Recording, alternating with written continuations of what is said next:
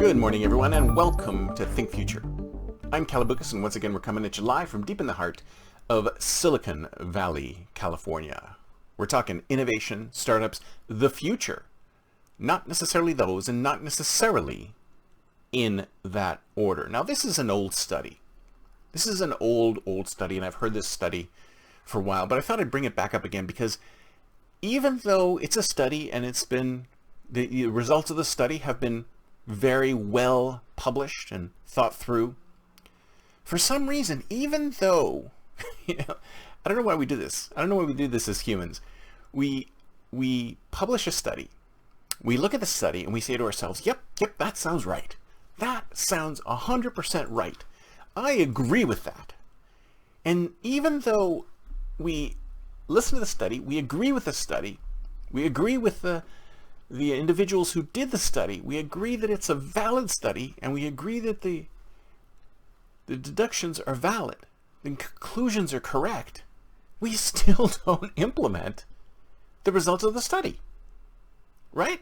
We still don't do it.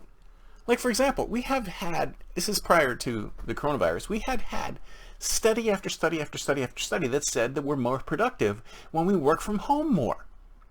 But we don't. Study after study after study after study said that if we're in a messy, chaotic environment, we can do more creative things. And when we're in a less messy, less chaotic environment, we can do more productive things. So our outward environment affects the way we think. And that has been agreed to by study after study after study after study. But still, we don't allow people to work from home because now we're bringing everybody back in. And we don't have creative spaces for creative thinking and organized spaces for organized thinking and productivity. So even though we all listen to these studies, when we read these studies, and we agree to these studies, and we think these studies are spot on, we still don't take action to do these things. We still don't move forward. But I digress. I'm not talking about that study. I'm talking about a different study that Google did based on trying to figure out the best way to put together a team, the best way to manage a team. Now, if anybody's going to do this, Google's probably the one that's going to do it best because if you think about it, they're huge, they have tons of teams, and they have tons of data collection. They've collected tons and tons and tons and tons and tons and tons of data on what it means to put together a quality team. What's the word I'm looking for? What are the aspects that a team has to have to truly work well together, to be amazingly good? And they tested and experimented on many different protocols. They tried a lot of different things. They tried a lot of different axes. They tried everything.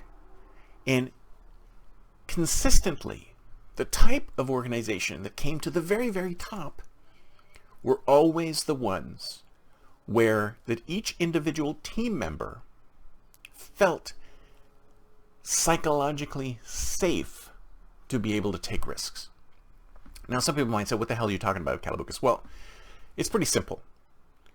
Whenever we're in a group, whenever we're in a team, wherever we're in a social environment, we don't want to go against the group.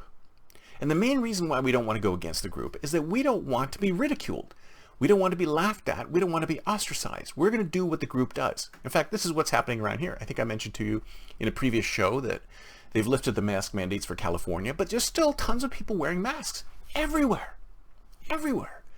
And I'm thinking to myself, well, these people can't be unvaccinated. Most people in California are vaccinated. So why are they still wearing masks? Well, because most people in the store are still wearing masks. So they look at other people in the store and they go, I'm going to wear a mask too. If they're wearing a mask, then I'm going to wear a mask. But they don't have to wear masks. So they're not the vanguards. They're doing whatever the group is doing because they don't want to stick out. The nail that sticks out gets hammered down, right? So this is what's happening, is that people who are in good groups, or groups that work together, teams that work together well, need a high level of psychological safety so that they can feel free to take a risk within the group and not be ridiculed, not be ostracized, not be kicked out of the group. Because that's the biggest thing. I mean, if you ask me, being excluded from something is worse than almost any kind of physical punishment. Physical punishment is nothing compared to the emotional punishment of being excluded, of feeling like you're left out. Hey, all the cool kids are having a party, but I'm not invited. That is the worst possible thing. But the question is, so if we've all agreed that high psychological safety is what people need within teams in order to be most effective, then why haven't we implemented it? Why haven't we implemented a strategy for teams so that they can feel safe to take risks within the group without being drummed out of the group? Maybe the problem is the human beings in the group, because each and every human being in the group has to agree not to ostracize or belittle the person who's in the group who's taking the risk that the group might be unhappy to be hearing. They might not like hearing what they're saying. They might not like it. They might not want to take the risk. And in fact, if you ask me, that's the biggest fear a lot of people have on the internet when it comes to anything, is that if you think about it, we're in one big group now. We're in the human race and we're on the internet, and we're all afraid to say what we really want to say because we're worried about being ostracized or banned or kicked out.